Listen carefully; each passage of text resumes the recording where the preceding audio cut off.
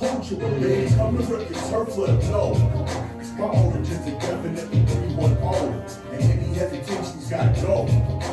Be ready for whatever you heard. There's a 10 for a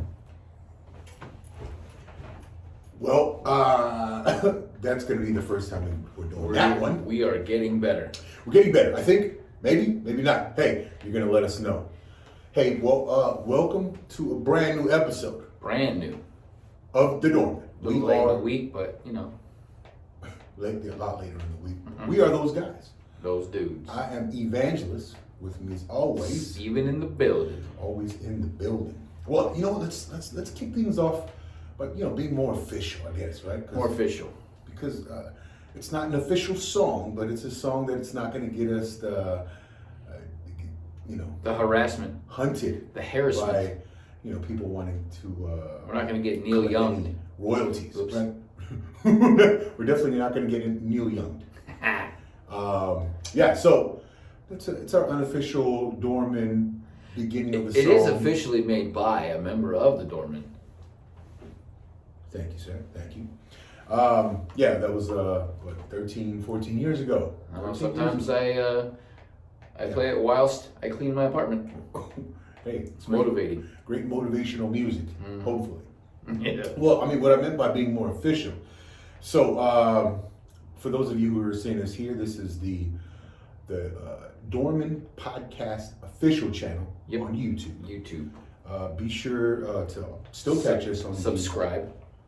Subscribe, hit the like. Yep. You can still find us on Spotify, the Dorman Podcast. Mm-hmm. iTunes, all the podcasts. And then, there we're all, just strictly audio. Mm-hmm. And then this is where you can see our beautiful mugs. Those who are more visual and want to put the good looks to the voices, this is your spot. This is who you're talking to. I mean, you talk about official. I'm talking to you. We have banners, we have merchandise, we have a temporary theme song. We have we're coming along. Studio. Yeah. This is the studio. If you know, you know, man. Hey, well, what else can we plug in? Oh, catch us on IG at the Dorman Hustle, at the Dorman Merch. Yes, sir. What other? Our MySpace. What about Black Planet? No. Because on Black Planet. What else is there? I think we've plugged in all of our official contacts. Right. If you want to find our email address, holla at us later. Yeah. Leave a comment. Yeah. Maybe. The first 10 people to leave a comment on this episode will get Evan Langford's direct number. Okay. Doesn't matter who you are. Hopefully those 10 people are family members and people. Yeah, and they already have it. Yeah, they already. Mm-hmm. Exactly. But this is a little test. That's why I say. Leave the comments. Leave the comments if you have any comments. Right. If you care to comment, hey, just comment. You read the comments on our page? I've not read a single. There's been a couple, mostly from my mom. Yeah. But some listeners. Maggie, we appreciate you. Some listeners say we're doing a fantastic job. Oh, well, thanks. And we should take it on the road. Yeah. And somebody like Elon Musk should fund us. Hey, right. Just saying. I'm in. Yep. Hey, Elon, man, holla at us. We'll work for YouTube. We'll work for a Tesla each. Yep. Okay? Mm-hmm. If you like us, if you like what we're saying, the content, right?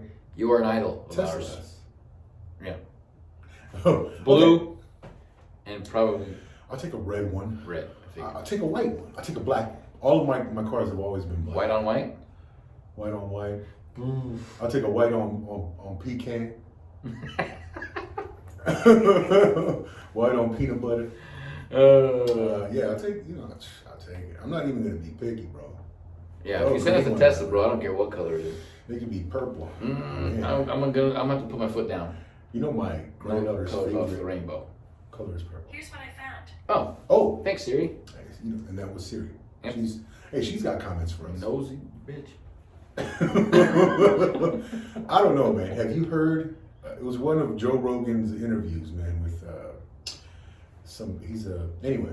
The guy was talking about how Android is listening to us. Everybody. Siri, Alexa, and they all know the dirt on us. Sure. They all know just Wouldn't the even surprise deepest, me. darkest dirt. The other day I got into my apartment, I got home, and I walked in, turned the light on, and my TV turned on and said, "Welcome home, Steven." And I'm not gonna lie to you, I don't get scared often. It's not even a smart TV. But I went, Is what it? the fuck? It's not even a smart TV. I wouldn't say it's dumb, but I don't know how it's it not happened. considered a smart TV. I don't know what happened. Freaked me out. Calling them by name. I jumped out the door like, who the fuck? Anyway. And they said, and what? Then what? Then what? Then what? What are you gonna do? So what's the topic this week? Well, I thought with all the great football going on, what better topic to dive into than rites of passage? Sure. Right? So rites of passage. Why rites of passage? Dealing with, having mentioned football. Right. I was gonna ask that question. Well, Kind of a stretch. Explain. Football. As a kid, as an adult, as a coach, it's a preparation for, especially young men, young boys. It's a preparation for a time in their life when they're gonna, realize who they are and what they're equipped with. Mm-hmm. Right? What realize the physical aspect, your mental aspect, and The power you hold. the power you hold. But the three aspects of life, right? Your mental, your physical, and your spiritual aspects of life. Right. All of those tie in this process, right? As you become aware of yourself. You become aware of, as you develop in intensity, as you develop in your physical capabilities, as you develop in your awareness of yourself and then your team, right? All of those, the mental, the physical, and the spiritual aspect converge, to develop this great player, a great teammate, right? And then, I believe it kind of assists in this rite of passage.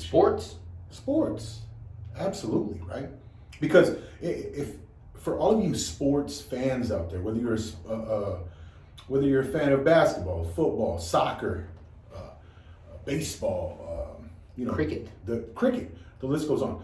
There's a mark to be hit, Mm-hmm. right? Whether it's a touchdown, whether it's any type of score, a goal, a home run, or, Double down the line with runners on second and third. Absolutely. There's a mark to be set. There's a mark that's set, and you either get it, you either hit it, or you don't. Sure. And then so all of these things, during your training, during your, just being told about a sport, right? It prepares you to hit this mark or not. Right. Right. Or it prepares you for the next level, at least. Absolutely. So when you say training and, because I played all the sports when I was younger, I did not like soccer. Right. Despite what the stereotypes may. All the Mexicans Right. love soccer. Yeah, I hate soccer. Can't stand it. You know what? In all honesty, I developed an appreciation for soccer way late in life. Well, as did I, but only in the World Cup Sure. when, I actually began to play a little bit of soccer. when America was in it. But, honestly, I could give a shit about soccer. Look, I developed a straight love for soccer, in all honesty, right? Go Galaxy. But That's only because they. Let me ask you this question. Hold on. Let me ask you my question. Yeah. If the Galaxy's home stadium was anywhere outside of Carson, was in Connecticut, I would not like Galaxy. Okay. Right, I go for Galaxy because they play in my hometown, And- which is why and I'm going to run with the Chargers next year. And what? Is there somebody with your last name on the Galaxy? That wasn't I'm asking. The one guy that I'm a fan of, Mm-hmm. Cameron Dunbar, is a guy from Carson, Okay. right? Youngster, bro. I Right. think he's like 18, 19 years old. Young kid from my city. There's a Langford on the Jets. Did you know that? Oh yeah, there's a bunch of Langfords. There used to be a Langford on the Rams way back when, once upon a time.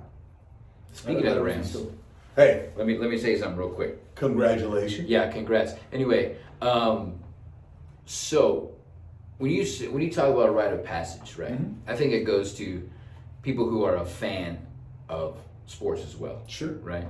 So you put in your hard money to get the tickets, to buy the merchandise, and then, your team, let's just say, doesn't make it to the level, Okay. the playoffs or whatever. I hate the fact that, this is an unpopular opinion, by the way, I hate the fact that the Super Bowl is here this year. Why is that? Let me explain. Mhm. All the people who were flying Tampa Bay fans in week 1 Okay. are now flying Rams fans or Rams flags. Sure. It drives me up the wall. Okay. The dedication, One thing we the have rite to of understand. passage to your team is to be there through thick and thin. I hate bandwagon fans. Well, first of all, Can't stand it. let's clarify what we mean by rite of passage, and then we'll get back to the whole thing. So, rite of passage, all the rite of passage means is different benchmarks of life. Right. So, your birth, that's a rite of passage. It was your entry into life from your mother's womb out into the world. That's a rite of passage. Your separation, you leaving your home, or let's go even back even further. Graduation from high school, that's a rite of passage. You've moved from your, grade school out from grade school. Rite of passage. Matriculation from elementary. Sure. I mean, all of those things, the culmination and, in 8th grade, those are like all to prepare you for that leaving of the grade school, right? So I would say leaving grade school is your rite of passage to the next level, right? Right. And then you can consider graduating from college, going into grad school. That could be a rite of passage, right? Marriage is a rite of passage because you're leaving the single life and you're entering into a family life. And then you becoming a parent eventually, right? All these things are just rites of passage, moving on from one stage of your life to the next. And then you're finally death. That's a rite of passage. Uplifting. Leaving boyhood to adulthood, or manhood, leaving girlhood to womanhood. Those little benchmarks. So to clarify rite of passage, that's what we mean, right? And then so, we started with football because, hey, what a great past couple of weeks of football we've had. So, football from my perspective, because both you and I played it as kids, we're fans of it now. It prepares young boys to become men, right? Because it challenges you, right? You're given this mark, right? Touchdown, scoring, and then you become a part of this team, and then you guys learn how to, score touchdowns together, right, or stop touchdowns as a defensive player, because I was a defensive player. Yeah, you were. Yeah. So all of these things tie in that way. So now we're talking about being a fan, right? You move from being just some novice fan, fair weather, and I think that's what, to your point, that's right. You're talking about all these fair weather winners. It just drives me crazy because, like, the Bengals, even though they beat my Chiefs, have never won a Super Bowl, right? Ever. Ever won a Super Bowl in the history of their franchise. Yeah, they were there, but they never won, right? Woods. What year was that? 88. 88. Icky Wood. So anyway, the whole point is that nobody in their right mind would voice they were a Bengals fan, right? Right. Nobody. No. Because what was their nickname? The Bungles. They would mess it up. They would do whatever. Right. I honestly, from the bottom of my heart, Mr. Langford, could give a shit about this Super Bowl. Sure. But I'm torn. You're torn. LA, because Dodgers, Lakers. LA. But an LA team comes and actually makes it. right, and then it drives. Then they have a fantastic chance of winning it too. It drives me crazy because there's, again, like I said, people who were even had Charger flags beginning of the season. are now flying Rams flags on their car. I mean, I see Rams shit everywhere. Sure. Now, granted, I understand. You know, it's home team. You're gonna figure there's probably home team fans, right? Mm-hmm. But man, if I hear one more person say, "Ah, man, the Rams! I'm so excited. I've been waiting this." Well, who's their quarterback? Before Kurt Warner. Before Kurt Warner. Yeah. That's a. I'll ask him. Ooh, that's a change. That's a challenge. Who was it? That's a challenge. And they'll be like, "Oh, no, you don't know. You're not a fucking Rams fan." I liked the Rams back when Jim Everett was playing, when Eric Dickerson was playing, and then fell off, and then all of a sudden I didn't even know who they were until Kurt Warner jumped on the team. Well, I mean, given they had the bus at one point, so I mean, this is my thing though. So you have a history, at least players that were on the Rams before Kurt Warner, right? Right. And granted, you grew up here, yeah. But there are Bengals fans. Like I saw a video of an old man who like broke down in tears because the Bengals were in the Super Bowl. He's like 88. Because he put in the work. And then I'm like, oh man, you know what I mean? This guy followed him his whole life. They're in, Right. All right, he deserves it. Then this morning I see one of the Bengals players says they're gonna win the Super Bowl for Harambe. Who's Harambe? That gorilla that got killed in the Cincinnati Zoo. And it wasn't a joke. It's not satire. Maybe he was goofing around a little bit, but that is the stupidest fucking thing I've ever heard. So now, wait. I hope it ends in a tie and nobody wins. That's what I hope. Man, you know what? That's anger. I'm hating. I'll admit it. We need to work on that, bro. No, See, this is the thing. And again, guys, this goes back to our days standing in front of the door. He and I had two very different approaches to handling our patrons, and he always chose the approach of anger and frustration. And I was the butterflies and rainbows guy. I wanted to hug everybody, and he wanted to beat them with a stick. We gotta change that. But here's the deal, though. It's frustrating, and I know it shouldn't bother me. I get it. It's frustrating that it frustrates me, to be honest with you. But when you were a fan of the Panthers for 20 years, good and bad, right? Good and bad. Me, being a Chiefs fan, for my entire life, they've never been close, really, until recently. So now, when people are like, well, who's the quarterback before Mahomes? I'm like, bitch, you better back the fuck up. You guys weren't that close? No. We lost to Denver in a wild card game. Oh, okay. In Kansas City. But anyway, I've been a fan. I put in the work. So I'll never, ever fly another team. I don't give a shit who it is. I kind of liked you guys when you guys had Dan Saliamu. He was a monster. Number 92. Hey, beast. Nose tackle? Yeah, I get it. Beastie. But I don't know. I'm not a Chiefs fan. But so here's the thing. So when you... Also, I don't want the city of Los Angeles to get any revenue at all. It drives me crazy. Yeah. It drives me up the wall. Especially after seeing the pictures. Oh, let's talk about it for a second. Sure. Right. So, for all the listeners that have children in schools in California, and you have to put a mask on your kid. For all listeners that have children that play recreational sports in the league, and you have to have a mask on while the kids are running around. Yep. For all listeners that have to wear a mask to go into whatever the store they go into, and then to watch the football game on Sunday with the Rams and 49ers, and see the mayor of San Francisco, the mayor of Los Angeles, and the governor of this godforsaken state that we call home, and no mask, it drives me crazy. Nobody was wearing a mask in that stadium. And then today was the first I've heard of the reasoning. Newsom's was being courteous to Magic, because why would he be uncourteous to Magic Johnson and have a picture with Magic Johnson with his mask on? Right.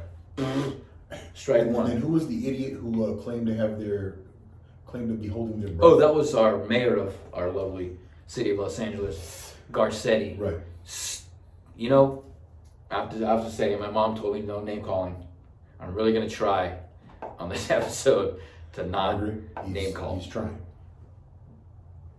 But Garcetti is a piece of work. To say with confidence on a microphone in an interview, I was holding my breath. when being questioned, say he held his breath every picture he took is bullshit. I mean, these and then to back it up and say these you people can't have no respect for your intelligence. Nope. Ladies and gentlemen, these people have zero respect for your and then to double down and intelligence. say you can't spread anything while you're holding your breath. You dumb son of a bitch. What happened? It didn't last very long. What happened? Margaret, Sorry, Mom. he tried. I think. it's frustrating because I think he tried. I wouldn't really give it a hard time. But the issue is that they tell us what to do, right? They dictate to us what to do, how to do it, when to do it. And this is not Newsom's first time being somewhere. Yeah, being called out. The laundry, the French laundry restaurant, when Sure. you and I all had to stay at home Yeah. under our beds Right. because COVID was coming in the door. He's at a restaurant. Another time when he was at a press conference, pictured no mask, talking to somebody, not 6 feet away. Right. And now this. So again, ladies and gentlemen, let me clarify. Let me clarify with my logic, with my anyway. let me It's clarify common this. sense. We don't have anything against you who you out there who believe in the mask situation. You know, if you're Right. fearful and you go out with a mask and you believe it's going to protect you, or you send your children out there with the mask and you believe it's going to protect them and then protect them from bringing the COVID home. No knock on you. Right. What Steve and I have a problem with are these tyrannical demands on us. Mm-hmm. Talking out of both sides of your mouth. Right. So you dictate how the population that you govern rolls, Right. while you do the opposite whenever you feel like it. Right. That's what we have a problem with, right? It's not about we don't see the logic in it, or we don't see the good that it's doing. It probably does people good. It probably makes them feel better. Right. All that good stuff. Even if it's in your head. If it's Right. in your head and you feel good, fine, do it. But Do we don't talk shit to you for wearing a mask. Right. So don't talk shit to us for not choosing to wear And a mask. I try to be courteous everywhere I go. I'm the guy putting on a mask, not because I believe in it, not because I believe it's gonna shield me from it, or I just do it because I'm not trying to ruffle any feathers out there. I don't.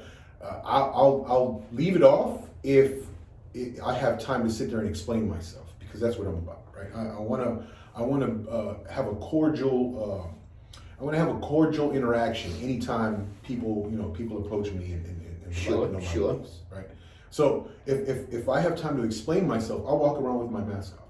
But if I don't have time to explain myself, of course I'm strapping it on, because all it's going to do is going to lead to some confrontation that I don't have time to deal with at the time.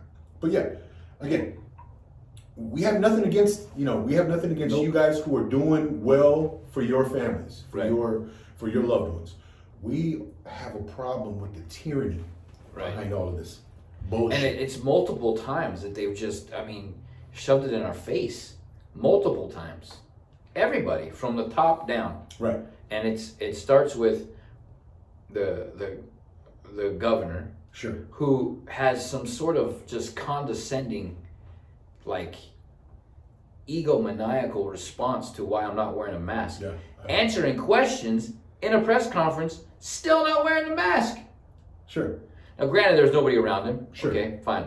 But the response as to why was ridiculous. Right. Garcetti's response today was ridiculous.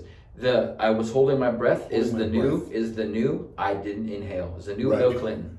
Bottom line. Right. Hands down, 100%. That's going to be a joke for the next For the ages. 50 years. For the ages.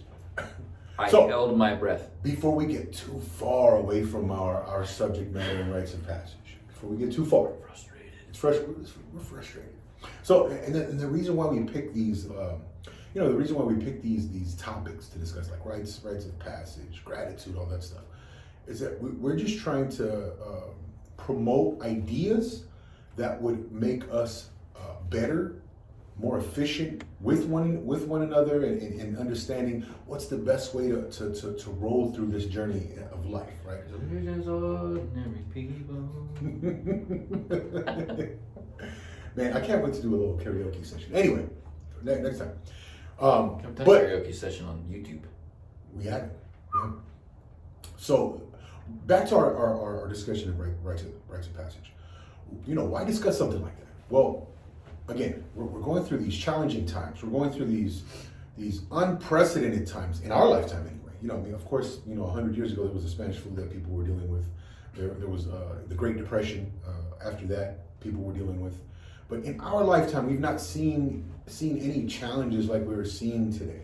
So we're trying to discuss these things that kind of make us better as a population. If we were to sit down and dissect these ideas, hopefully it'll make it better for us to deal with one another in the best ways, right? So rites of passage, right? So the rites of passage, each stage we're going through in this life, right? We are hoping that we just become better and more equipped for that next stage. So we're hoping that our children, right, develop these characteristics, develop these things within themselves that would make them better adults, more prepared, progressive, and not progressive in the sense of the political, but productive. How about I use that word? Productive, more prepared, stronger, right? And then pillars of society. Absolutely. So Stephen's pointed out the whole mask situation for children, right? No one is discussing, no one is talking about these long-term effects that breathing in carbon dioxide, right, in your mask would have on these children, right? For long periods of time, for hours on end, for about 6.5 hours at least in the day, our children are forced to breathe carbon dioxide. Their own, when there's should be a balance of oxygen, there should be some nitrogen in there, right? With some other combination of gases that we should be breathing in, and then releasing those carbon dioxides. But nobody's talking about the long-term effect that breathing in your carbon dioxide is gonna have on the children, right? So again, we're talking about rites of passage. What's gonna properly take our children from childhood to adulthood, right? And first and foremost, what a danger, right? Absolute danger. This is. It's also we don't know, but absolute danger. I'm not a doctor, and you're not a doctor. Nope. But when they said the masks had to be on every time you're around anybody with blinking eyes, and initially, that was what they said. I was just like, wait a minute, you can't have a mask on all the time and expect to remain healthy. First of all, just the germs that you would breathe out normally are in the mask that you put back on, that you drop in your cup holder in your car, you drop it on the ground, you put it on your face. What? Right. It blew my mind, right? Sure. And it's just another thing too, like you're talking about kids and the rite of passage. There's I think it's Virginia, a school in Virginia anyway, is threatening to arrest parents and the children for trespassing if they drop their kids off at the school with no mask. Absolutely. It is on the verge of crossing a line that we will never come back from. Yeah. I talked about this at work today. There's the I'm on the line. There's the actual line that you do not cross, and there's a red line that once you cross that red line, it's over. You never come back from it. Sure. There's that whole military adage. There's the white line, the blue line, and the red line, right? If there's a vehicle approaching a base or something and they cross one of the line, it's 10 feet in front of the car. The blue line is 2 feet in front of the car. The red line, it's in the window.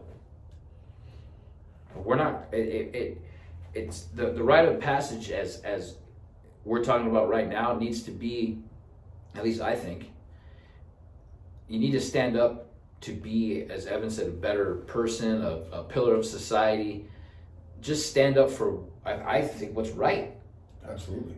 Because nobody has ever been able to tell me what to do. I mean, first and do foremost, this or else. I'm always or else. First and foremost, we need to do what's right for ourselves as individuals, right? Correct. Because it's all, it's that explanation that we get every time we take a flight, right?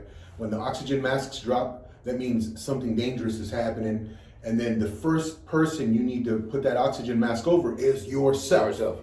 Right? Because if you don't have it over yourself and you're helping others, man, you could pass out. When I was younger, I never understood that. When I was flying as a child. Right. I was like, wait a minute. Yeah. But now you understand. You absolutely if you're understand. Knocked out, you ain't helping nobody. You ain't helping anyone. You become a hindrance at that Right. point. So first and foremost, you need to be healthy for yourself. You need to be good to yourself. Right. And then once you're good and strong, right? Once you're developed, once you're capable, then you're going to go and help other people. That's just the way. That's logic. Correct. That's efficiency, and that's what we're looking to promote in this podcast. We're looking to. I mean, of course, Steve is going to bring you the humor. It has me dying all the time, but we want to promote. We want to promote what's going to make us a better society. What's going to make us better. I mean, what happened to just? I mean, I hate to say it. It sounds terrible. What happened to just being selfish about making sure you and yours were taken care of? Sure. It doesn't seem to be a real thing anymore. Right. It seems to be like they're waiting by the TV to be told what to do next. Well, and then they do it. Another thing that it feels like it feels like these people have spent zero time equipping themselves for dangers. Right. They're the weak. We're going to define them as the weak, and then so. They're the weak, so they rely on these people they consider strong, government, the great bureaucracies of the land. Anybody above them. And then they're listening to every word that comes from their mouth as the word. Right? And they're like, you guys need to listen to them too. And then people like ourselves who have equipped it, we've become equipped for this, right? So I've had the COVID, I believe twice. For sure I've had it once. And my body just brushed it off. Not saying that everyone's going to react that way, right? Because, again, for people who have made, poor physical choices, it's going to hurt, right? It's going to hurt and sometimes take lives. Right. And I've heard it happen, right? My people, my Samoan people, and my Samoan people are guilty. I myself was guilty of making poor decisions for my body, right? Just indulging. We overindulge. We love the food. We love the party. We love the everything. And I'm not saying that's a Samoan thing, but a lot of my Samoan people have practiced that. Mm-hmm. And then it's taken a lot of our people. And for those, I've seen the loss. Before for COVID, those of right? you, no, the COVID has taken that. And then for those who were taken and experienced the loss from the COVID, my condolences. Yeah, I sympathize with you. But in moving forward, it's about seeing these choices that led to those outcomes and then changing it, right? And then moving towards a better direction. And that's what a part of what we're hoping to accomplish, right? We're hoping to say, okay, guys, the days of making these decisions are gone. We have to look to a new day. And in this new day, COVID is coming with us. The days of people making decisions for us should have been long gone. Man, and what's terrible about that is that the more we pay attention, or the more we latch on to the weak, pressuring the strong to make decisions that mentally benefit the weak. We're not gonna. That's a line that when we cross, we're not coming back from, because the government doesn't give power back. Never has it been seen to give power back. Not never. Right. And then we're about to cross more and more of these lines. Right. Every day. It started with the Patriot Act. Right. I mean, and even that was veiled in bullshit, because they made it seem like they were looking out for us.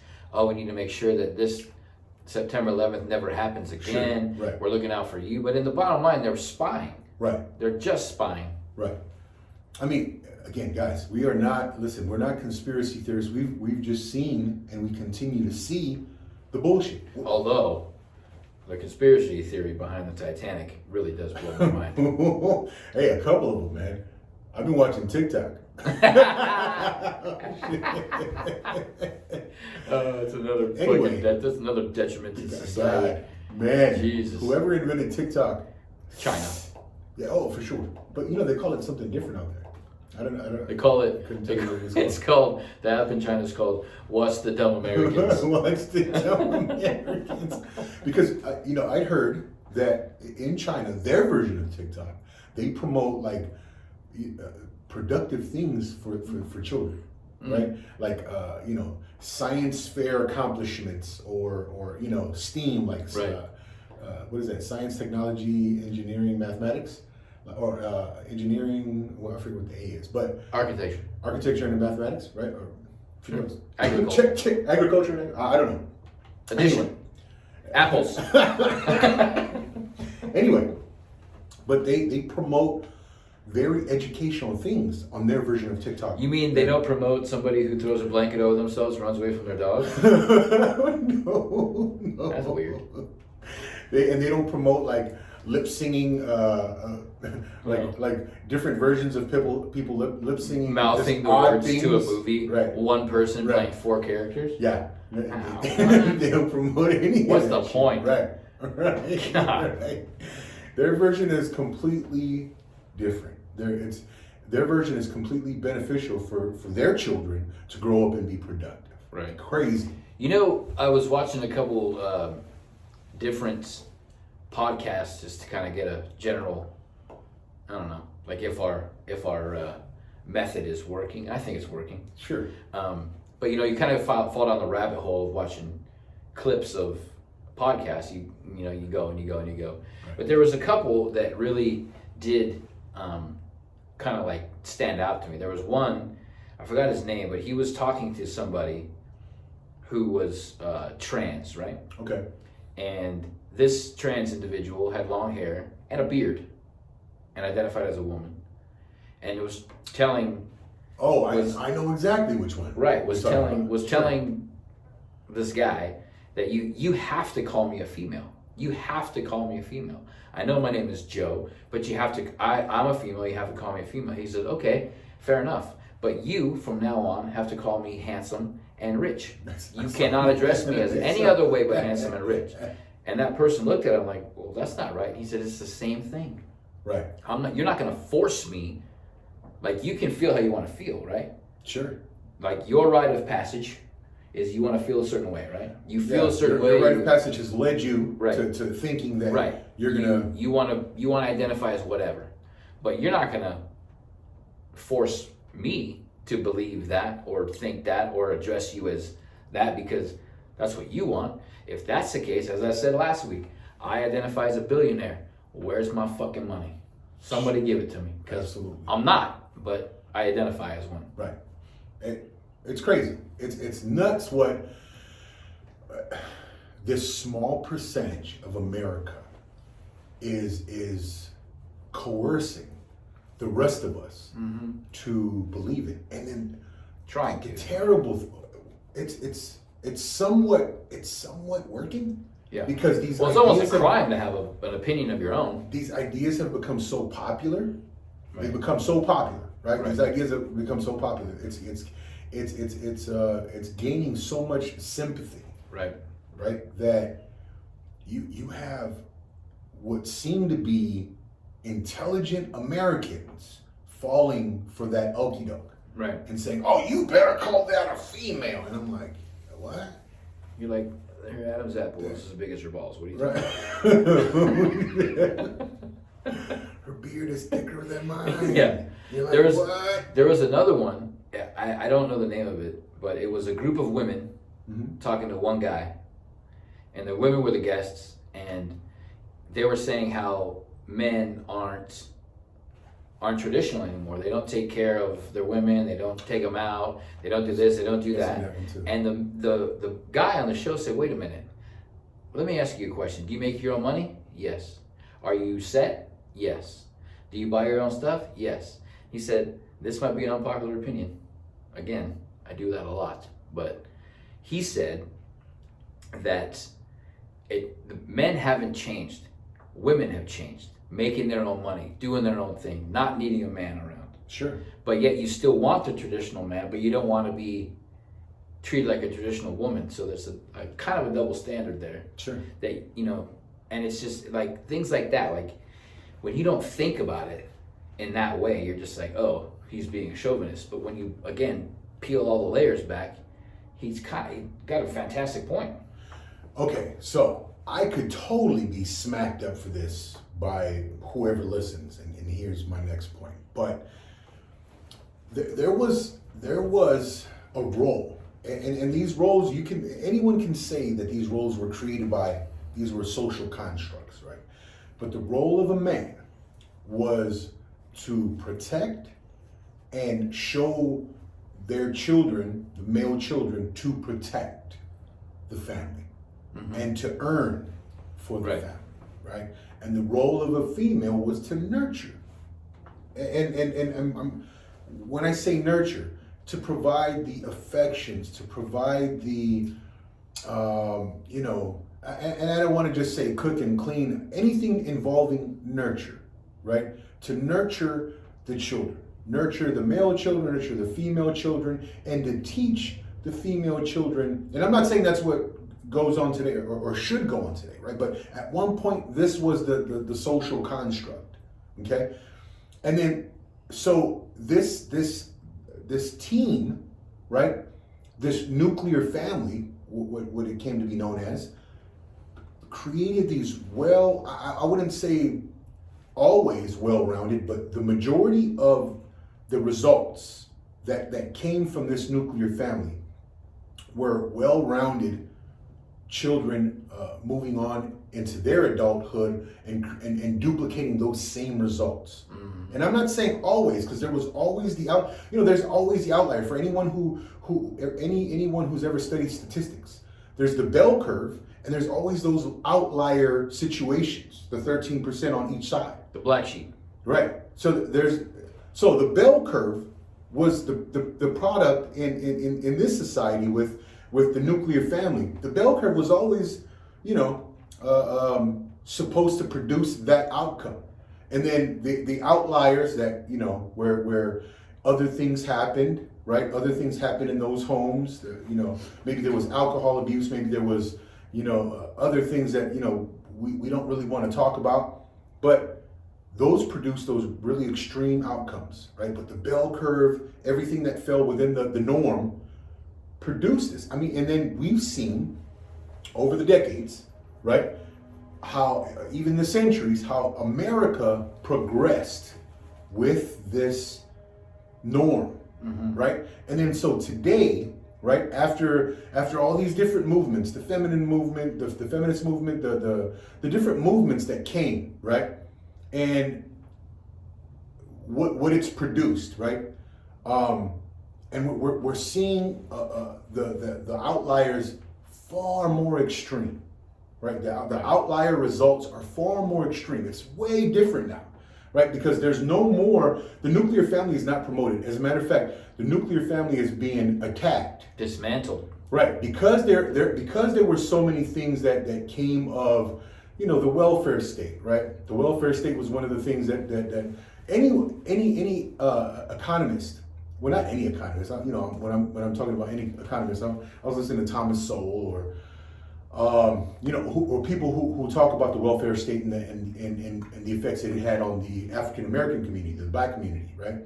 Or the welfare state, and how even the welfare state in England produced the same thing, right? It produced these women who were married to the government. Males were just an option in the household, because the more kids you had, the more money you were getting, the bigger that check was. And then so the rite of passage looked very different for these kids, for the children of the products of these homes, right? Very different.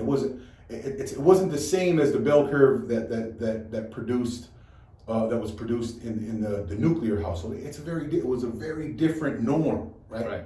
So again, there were these components that were put together, right? And it started in the Bible. It started with the Bible. I'm always talking about my religious programming, but it started with the Bible. I haven't heard that in a while, bro. I missed it. So, again, we're talking about this rite of passage that was created in this programming, this biblical, this religious programming, and what we're seeing today versus what we're seeing today. Let me ask you a question. I got 2 questions for you, actually. Sure. Would you think it's safe to say that the rite of passage has been eliminated by the almost entitlement? Okay, so again, the rite of passage is just these different benchmarks in life. It's not been eliminated. Right, but I'm saying there's certain things you have changed. to do. There's certain things you have to do on your own to get to certain levels, right? Well, people are still moving from childhood to adulthood, Right. But it's a very much weaker adult being produced. Right, that's my whole point. So when you're in that phase between childhood and adulthood, and you're in that in between, and you're like, okay, I'll just do this because I'll get this from the government if I do this. Right. Maybe it's not entitlement. Maybe. Well, entitlement is part of it. Yeah. Right, because again with that whole, you and I always talk about what was the one where everybody gets a trophy? Participation. The participation award era. With that came in a sense of entitlement, right? It came with that sense of entitlement to where people weren't demanding any real accountability of themselves. They were like, I'm here, right? Right. I'm in school. They didn't necessarily have to get the grade, but they were going to say, I'm in school, and then eventually you're going to graduate me. Eventually you're going to pass me. Right, because you're going to have to. You're going to have to, right? Oh, man. Oh, we can totally get into the destruction that the public school system is having on that, that rite of passage, moving kids from childhood to adulthood. Here's the second question. Oh, snap. Here's the second question. This week. I think it's just going to be YouTube this week, folks. YouTube this week, we are absolutely sorry. Our Spotify just dropped us out. Yeah, kicked us out. Maybe because I mentioned China again. Anyway. So, here's my second question. The shock value of things. I can't believe that, by the way. Yeah, wow. The shock value of things in life happening has been, there's almost no more anymore. Right. There's no, I can't believe that happened. It's just like, wow. Because think about it, in the 50s, right, in a small town in Indiana, a family of 4 gets murdered randomly.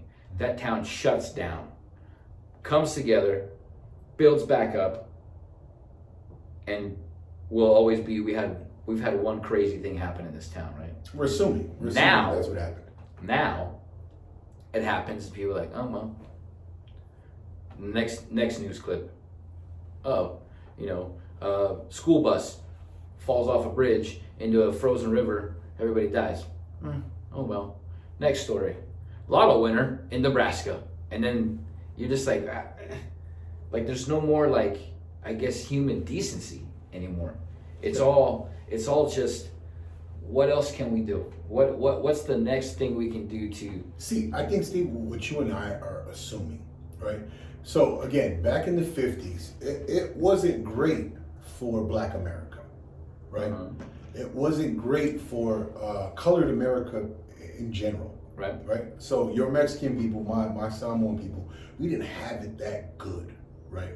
In the early decades of us being here, or in the early decades of America. So for us to say, oh yeah, these things happened and it was better. We can't say that. I think what you and I try to promote, or what you and I try to say, is that these ideas that were promoted back then by white America, that eventually touched us, that eventually became the norm for us, right? Created we had it better when we participated in white America's game. Right? Well, I'm just saying that the shock value of something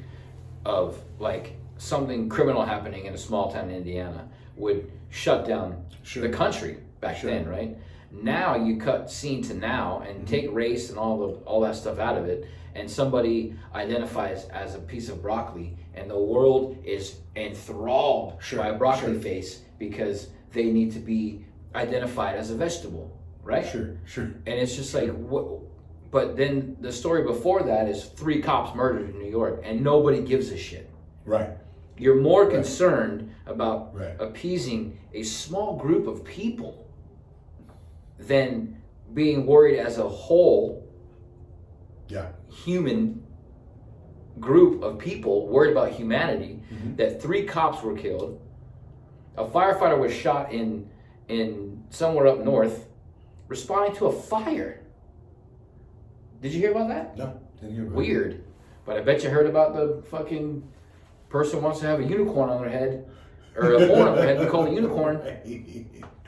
Well, I mean, okay, so that's what I mean. Human decency's gone. It's gone. Yeah. So what we're addressing now is it's you're right. Everything has become about the shock factor, the clickbait, because that's the world we live in. That's, like, you've come against advertisement and marketing, and that's where it's rooted in, right? All of this stuff that the America today, the society that we live in today, that we're so like, what the fuck about, is this product of marketing, product of advertisement, product of what's going to get people to tune in, what's going to get people to watch, what's going to get that screen time viewed, right? So again, what we try to highlight and spotlight is the idea that, hey, this America that they created,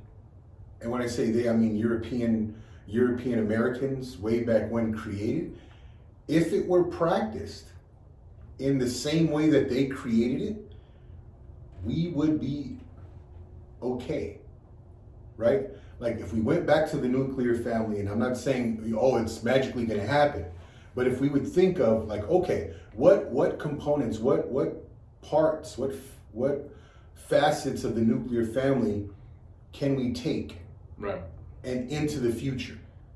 What can we take from that time of Mayberry? What can we take into the future to create, like, the better society, right? The norms are where you knew exactly what was what. Right. Males are males. You're born with male genitalia. Females are females. You're born with female genitalia. You reproduce. Right? And then same in animals, right? The male animals have a certain genitalia. They're born with it, and the female, they're born with a different genitalia. Those were the things. Those were the normal things, right? Children, right? Children were even in the animal kingdom, children relied on their parents, and then until when you get into adulthood, then you no longer rely on your parents, right? And then that means that you don't have to rely on any adult, right? Including the government and this huge bureaucracy that exists. You don't rely on them, right? Because you grow up, you become somewhat intelligent, at least intelligent enough to make your own decisions, not to, like, force it on other adults, right? So this is what we are promoting here, right? So when we talk about situations like rites of passage and recognizing that, hey, there's a time when you're a child and you rely on, you do the things that children do, and then there's a time when you're expected to be an adult and then you act as an adult. We want to highlight the differences and what happens then and what happens in this adult situation. Well, it's funny. All the leaders want to be progressive and moving forward, into this new age. But when you boil it down, they just want to get down to one person in power. That did not work. It worked for a while. Remember King, whatever the hell his name was? Braveheart? King Richard? King Dick? What happened to that guy?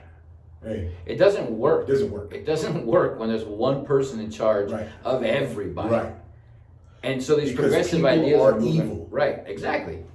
The progressive ideas are moving forward, but they're not. It's just pushing you back 200 years Right. to when there was one king who Right. made a decision and everybody got fucked, Right. except that guy's group. Sure. Glad you brought that up because that's what it's pushing. So if we all push in different directions, there's no more normal, right? And we all have to accept everyone's ideas, even the outlier groups, right? Then what happens? Then you're relying on one dictator or one elite group to say what's good and what's not. Tell you what your next move is. Exactly. And then so that's what we're facing, right? We're gone are the days of accountability. Gone are the days of saying, hey, this is what it is. And then if it's accepted, then it's not. If it's accepted, it is. If it's not, it's not, right? But again, what's happening is these people who have zero spine, or these people who are somewhat developing a spine, they're relying on someone else to help them crush the strong. Right. Right? Saying, oh no, these guys are refusing to, and then the strong are just looking around like, who are you to tell me what I've got to think and say? To get somebody to back your bullshit, you gotta be a smooth talker, right? You gotta have something about you that people will respect. So if a trans person came and won my respect, right? If we had a conversation and there was something about this person that I admired, right? Forget about the transgender aspect about them. But if there was something that they showed in the form of their accomplishment or in the form of their productivity, and I respected it, believe me, I would address them any way they wanted. But even then, it's a personal. Right. It's a personal decision. I'm not going to tell anybody else unless we're befriended. Like I'll say, hey, don't be disrespectful, right? But you're not going to tell the world how to address you. Right. You've got to go earn that respect individually. Right. But even then, they're not earning a respect because of the transgender. They're earning a respect because of what they did to be a better person. Right. And it's got nothing to do with male, female, X, Y, him, right. them, there, it, whatever the fuck you want to call it. It has everything to do with what you brought to the table to provide something, a service, a betterment of anything on this planet. If you found a better way, an easier way to make musubi, I wouldn't give a fuck what I don't care you did, who you are, what you identify as. You are my homie for life. But again, you're bringing something to the table. Right. You're not just gonna come knock on my door and be like, hey, I'm your neighbor. My name is Robert. Identify as alligator, and I would like you to turn your sprinklers on so I can walk around in the wet grass. Fuck you. I'm just saying. Bring something to the table. And so back to this rite of passage situation then. Rite of passage is where an individual can prove themselves because they have provided proof that they deserve respect. They've provided proof that they deserve your attention, period, right? So what's going on today is that they're crying, whoever it is crying and getting the attention, right, of people, and then these people who are giving the attention are saying, oh, why are you crying? And these weak people who are doing the crying, they're saying, hey, these guys are me, they're not acknowledging me, or they're not recognizing me as I want them to recognize me. Well, fuck you. That's not gonna work. Right. It never works. Never does. Right? You're not gonna tell me how I've got to address you. You're not gonna tell me how I've got to look at you, and you're gonna prove to me, right? It's a rite of passage. You earn that respect from every individual. Correct. Right? You don't go, you can't walk around demanding, right? Like that would be us watching the football game this in a couple of weeks, the Super Bowl. You can't expect any wide receiver or any offensive player to go and demand that a touchdown be given to them. That doesn't work. That's the equivalent of what we're seeing today. Right? Sports is a fantastic idea. It's something that we promote because of these marks that are set. That the mark is set, and these men go and earn it. Now, you know, of course, there's all kinds of conspiracy theories of you know, different men earning these marks, and then there's like the cheat factor that lined them up. Of course, there's a bunch of that. But the bottom, that's the GOAT, brother. But the bottom line is that there's a mark, and then these men are going and doing everything they can to achieve the mark. Right. That's the idea that we promote and that we root for in the stands, and that we're yelling at when we're watching it on the TV set, right? That's what it's all about, guys. Yep. So for all of you guys who are offended, hey, holla, come talk to us. Come and prove that, you know, whatever it is we're saying is we're full of shit. We're okay with that conversation. Right. I don't get violent easily. You know what I mean? I'm not. You have to push button after button in order to get me to punch. But we're all about the conversation. We're all about the thought process. That's in our logo, guys. We value the thought process, and that's what we're passionate about. I do have to say something real quick about Tom Brady. The GOAT. I'm humble enough to realize that I was hating on him when he played. Now that he's gone and retired, he's probably the greatest player to ever play football at the quarterback position. But I will go on record again as saying, in about 3 to 5 years, there's going to be an ex-teammate that's going to write a tell-all book because he's broke and he needs money, and that person just might be Antonio Brown. Oh. That's going to lay Tom Brady's shit out. And then, you think Antonio Brown knows enough about Tom Brady? I think he knows enough to. I think he knows enough. I'm of the thought that if Antonio Brown knew something, he'd say it right now. Remember, I don't think so. Right now. I think his wranglers are like, bro, let him have this year, and then burn his ass at the stake, because he played with him in New England, right, and Tampa. But he didn't spend much time with him in either place, though. But again, other people who did, right, maybe less. Maybe stories were told. He's like, hey man, don't worry about this game. Tom looked it up. And I'm telling you, it's gonna happen. It happens to everybody. Who knows? Happens to everybody. Did you see what's happening to Hugh Hefner? I mean, he passed away last year. He's dead, right? He's dead, but dude, they've got this TV show where all the girls, including the girls next door, are telling all about the demon that dude was. But why is that, do you think, Evan? Because he's not around to defend himself. Well, not only that, he's not around to lay down the law anymore either. Right. But again, if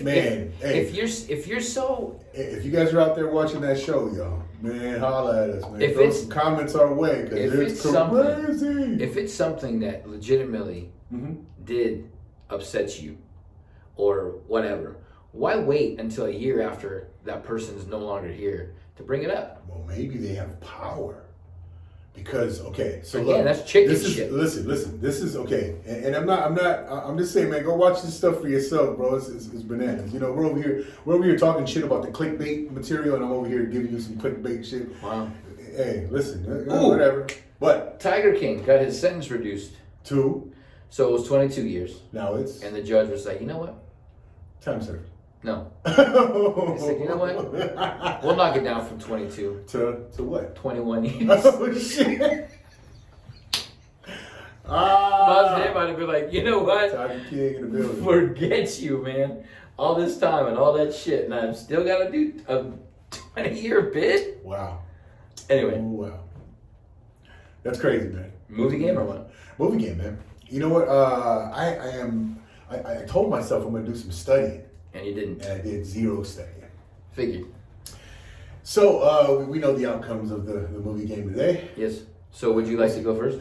I will go first. And you know what? I'm gonna try to be good and not call out the movies that I called out. There's no way you remember what movies you called out. Oh, I kind of have an idea. So same rules, right? Same rules. Okay. Same rules. For the best out of 5, can't repeat a movie, can't repeat an actor. In the game or in the round? In the entire game. Okay. Okay. Let's go with To Sir with Love. To Sir with Love. The fuck is that? Did I win? Probably. Is that even a movie? It's a movie. I guess Sidney Who's in Poitier. it? Sidney Oh, Poitier. fuck. You guess? You guess? No, I think. You think? Yeah. You're 100% positive. I'm 100% positive. Hey, I could be wrong, guys. So Yeah. Well, you can't. You need to know. I mean, I know. You want me to look it up? No, you can't. You can't look at your phone because I know what you're gonna do. No. You're gonna see somebody else that's in that movie and be like, oh, this person. Yeah. Anyway, no, that's a All cheat. right, fine. It was a cheat. It was an absolute cheat, man. I wouldn't start you off that way. Let's go with. That's like me starting off with Charlie Chaplin. Let's go with Elizabeth Shue. Ooh, I know where you want me to go with this.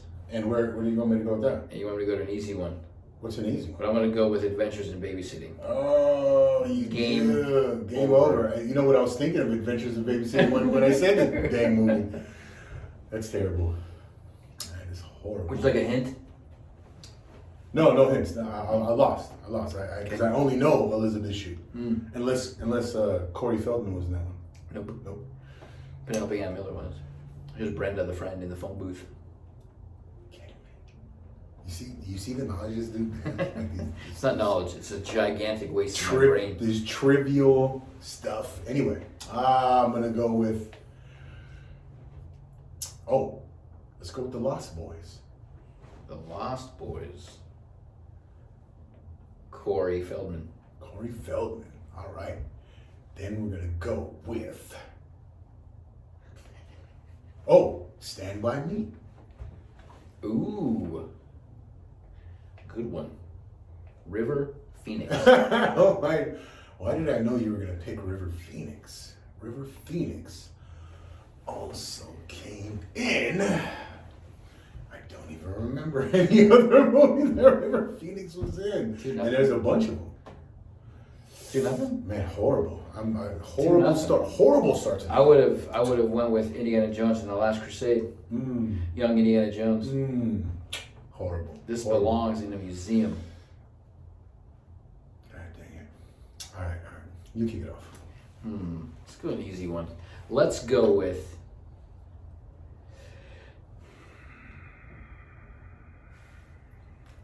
Dun dun dun. I'm in trouble now. Ooh. Oops. Denzel. Let's go with The Pelican Brief. Ooh, Julia Roberts. Let's go with Pretty Woman. Ooh, Richard Gere. Richard Gere also came in. Kashi? The dog movie. Kashi? Oh, no. He came in. He also came in The Officer and the Gentleman. Ooh, good.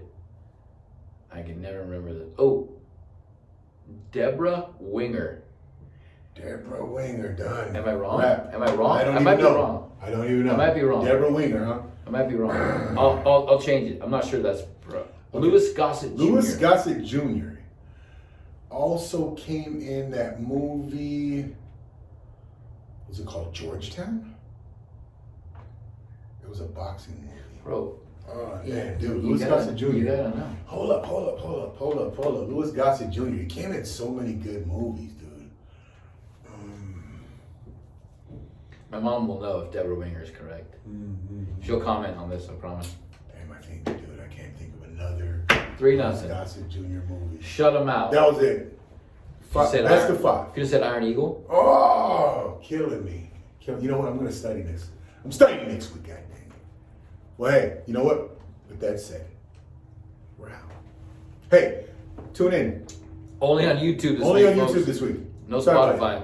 Hey, leave a comment anywhere you find us. They left us. Maybe because we're buddies with Joe. Who knows? Who knows?